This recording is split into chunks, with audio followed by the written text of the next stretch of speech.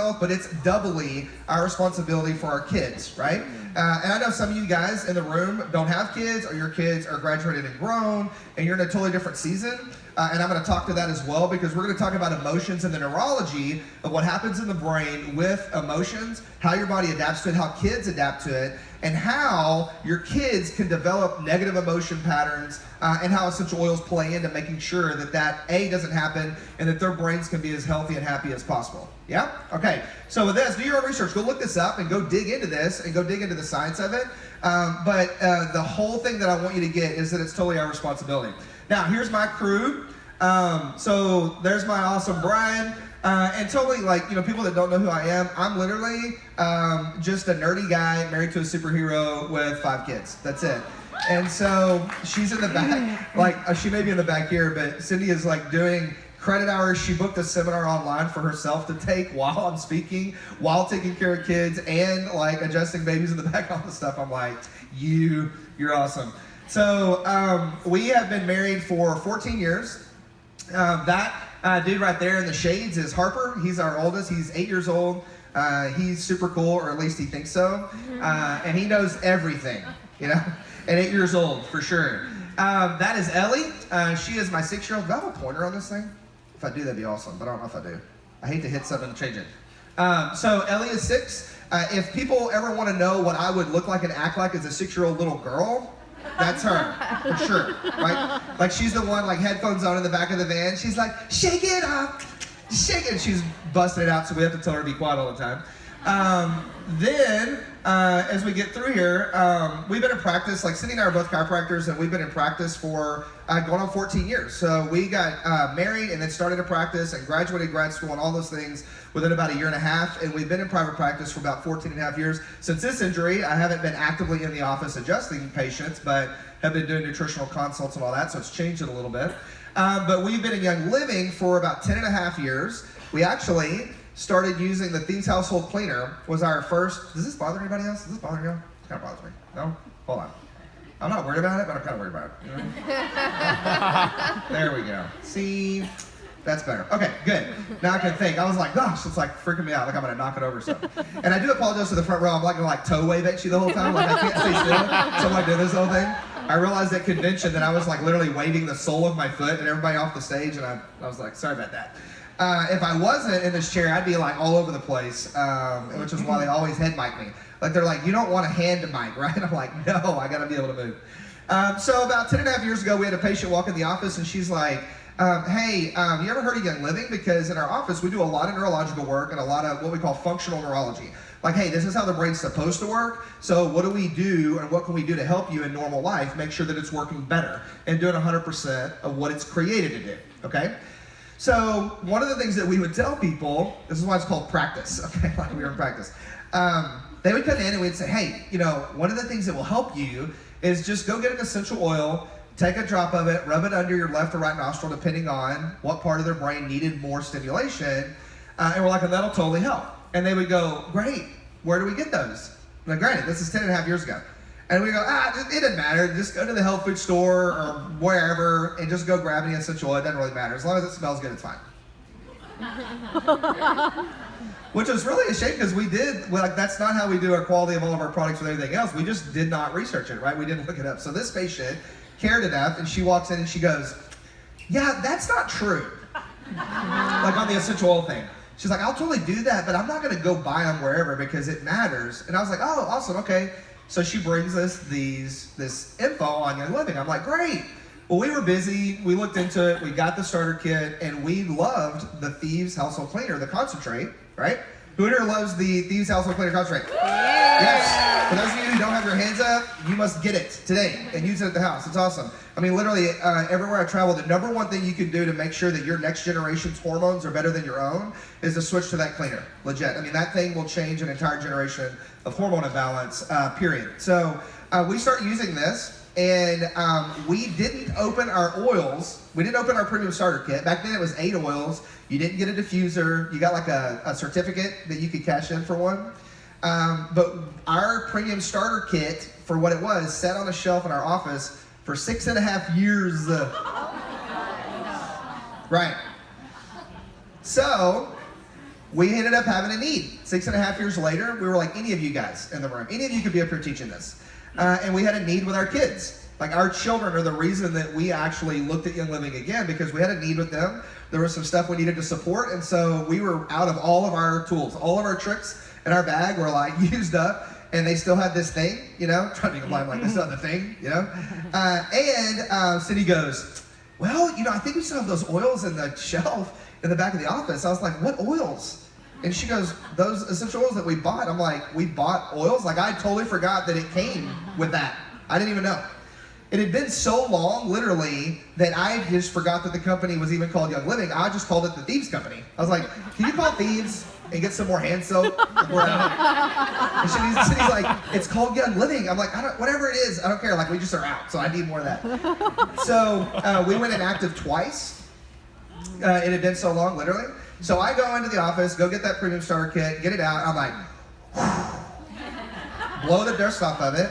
And we took it home and saw amazing results, just like any of you guys, and then never looked back. And so we started actually like utilizing the oils and every single protocol and recommending them to every single patient. A couple months after that, that's been about 3.5 years. And you know, last year in November, we were blessed to be able to rank up and move to lead a diamond team, and we have an awesome team all over the place. And it's been an incredible journey. One of the things I want you to get out of our journey, this isn't like business teaching 101, but there's two things. One is follow up with your people, right? That's one. Make sure that they know how to use their oils. The thing I love teaching on this, and why the EOC is a place that I dump so many videos for training, is I want you to understand how to use the oils you have. Like if someone gets Ulafun oil and they have no idea what to do with it, then it's really pointless, and it doesn't do anything for them. You know, like I have people at classes every time I go that I'm like, hey, how are your oils working for you? What's going on? They're like, oh, I haven't opened them. And I'm like, why? They're like, literally, the best one I've ever heard. She goes, well, the box is really pretty.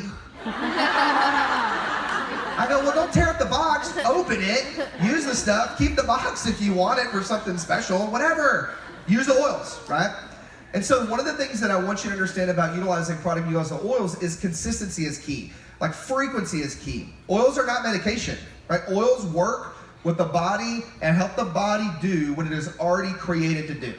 Like oils boost the body's natural systems and help the body do what it is created to do every single day.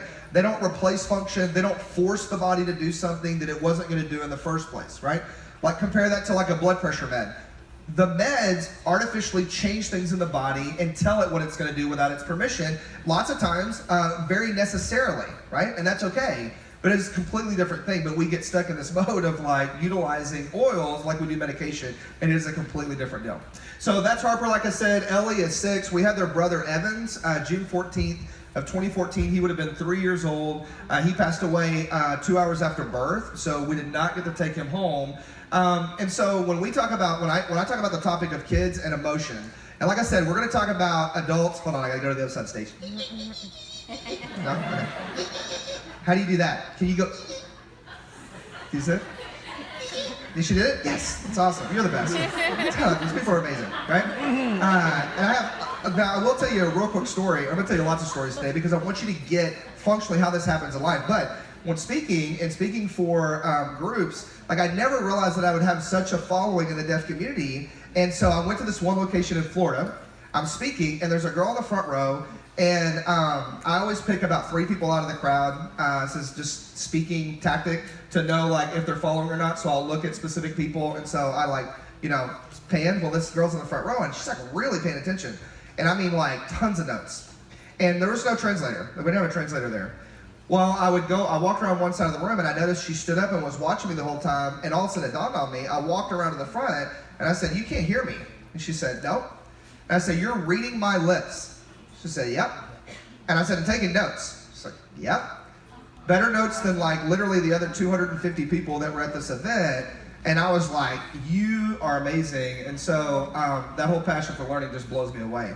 So with our journey, kids and emotions, back to that, is a huge part of our family and a huge part of our life because our kids, our older 2 specifically, but our kids have walked out major emotional journeys with us. And so we've literally had to walk them through, thankfully, since we've been in Young Living, which was a huge blessing, of the timing of this, but we've had to walk with them and walk them through these journeys of losing a brother and all kinds of stuff, moving and different things that we've done over the past few years that have been really emotional. And kids react to emotions completely different than adults do because they just don't have the ability to comprehend it a lot of times. So we're going to talk about that. So a year in, after we had lost Evans and we had gone through this journey, we literally moved. 4 days after he passed away, we had movers show up at our house because we're in the process of moving to a new house, and Cindy was only 33 weeks pregnant, so we thought we had plenty of time, and that was not God's plan in that season. And so we moved, and they lost a brother in the same week,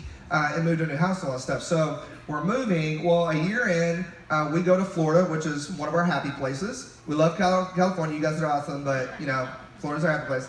And so we go there. When we come back, we find out we're pregnant in Florida. We're like, woohoo, we're pregnant. This is awesome. We get home. We're like 8 weeks pregnant, 10 weeks pregnant at the time. And when we get home, the next day after we get home, so we get home on Sunday, Monday we get an email, Monday night. And they said, hey, there's a local crisis pregnancy center. And they said, hey, we have a local mom who's due any day now. And are you guys interested in adopting a local baby? Because we had started the process of adoption. I'm adopted. We wanted to forever. And so, whoop, whoop, I know. So, yeah, fist up for the chosen kids. They weren't stuck with us. That's right, baby. Boom. That's what I tell them all the time. Growing up, they're like, yeah, you're adopted. I go, I know, they picked me out of the litter. They were stuck with you, man. I was like, they picked and paid money for me. You were just like there. Like, sorry. So they probably sent that kid to counseling too. I should get that kid some oils. So where was I? Oh, so we get a letter for this local mom, and they said, are you interested in adopting a baby locally? And just found out we were 10 weeks pregnant. We're like, heck yes, we want a local baby. Send us all the babies. So that was July. So we were pregnant with the guy on the right. That's Witten. He's now 16, 17 months old. And this is Tate. He was the awesome gift that we were given July 2nd, 2 years ago. So they are exactly 7 months apart. So we adopted Tate. 7 months later, Cindy had Witten, and we added both of those in. And that butterfly up there on the top right, that's for Evans. Isn't that awesome? I know. I forgot over to grab that. So my favorite thing to say all the time is like, you don't realize that people think you're a freak with a lot of kids until you have past 3. Like 2 kids, they're like, oh yeah, American dream. You're like a normal American. 3 kids, they're like, 4 kids and beyond, like when you say 4 kids or when I say 5 kids, or they're like, oh my gosh, they're like, what's the matter with you? And they start telling us stuff. And when they see us out and we have both babies, and I've got 2 babies in my lap, I'm in a wheelchair, Cindy's lugging luggage, we got 2 other kids rolling around, they always, without fail, they go, man, you sure got your hands full. And I literally, all the time, I go, thank God. Like I just told them that. I go, yeah, thank God. I said, you should see our hearts. And we just roll off. And they're like, because I'm like, you have no idea what we walked out. And you have no idea what the people on your row have walked out this last year. Like, you have no idea. Like, statistics show that you know less than 10% of what people have walked through. Like, even if you know them pretty well, like less than 10%. Like, sitting next to the people next to you, they could have literally lost someone close to them yesterday. Like, there's a mom in the back room that gave birth to a new baby 11 days ago. She went through emotional trauma, like emotional journey. Like, there's a lot of stuff. You wouldn't know it. Like, you wouldn't know with all these people. So the hard thing about emotions, especially with kids, is they don't have bruises to show that they were injured or hurt, or that they have things going on. Like when someone has a car accident, let's say, or they shatter their leg, broke my femur back in March, if they have that happen, there's visible like scars and stuff. Like I have a giant, 10.5 inch, Harper had to measure it, he's the green, a 10.5 inch scar from them having to repair my knee. That's visible. And so people know, oh, I should not touch that. Or when I have my knee brace on, people, steer clear or whatever, right? Well, when people have emotional scars or an emotional trauma and emotional stress, you don't know. Like after we lost Evans and after, God forbid any of you guys ever lose a child, but if friends of yours do or whatever, people have no idea what to say. And it scares the bejesus out of them. And so they just don't really know what to do. And so they say the most ridiculous, some of it is like awesome, and some of it is the most horrific things you would ever think, just trying to be helpful. And other times people just have no idea. Like right after, we went to convention, literally, I think 8 days after she delivered Evans. the birth was miraculous, which was awesome. Afterwards was not, and we went to convention in 20.